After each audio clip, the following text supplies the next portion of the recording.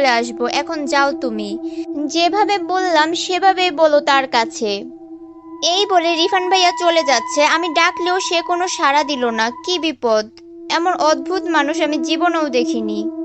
ততক্ষণে প্রায় সকাল হয়ে এসেছে। কি আর করার, দেখে গিয়ে বাসায় জায়গা হয় কিনা তার কথা মতো।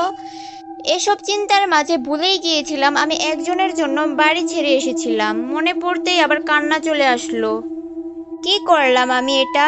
কয়দিন এভাবে লুকিয়ে থাকবো? আমার কি কখনো আর বাড়িতে ফেরা হবে না? বাবার রাগকে অনেক ভয় পাই। বাবা সত্যি আমাকে মেরে ফেলবে বাসায় ফিরলে।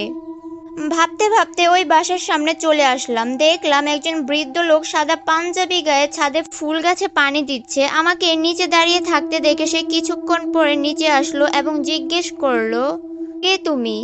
এত সকালে এখানে দাঁড়িয়ে আছো কেন?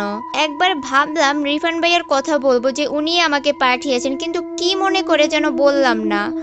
আমাকে চুপ থাকতে দেখে আবার জিজ্ঞেস করলো একই কথা। তখন আমি রিফান ভাইয়ার শিখিয়ে দেওয়া কথাগুলো বললাম।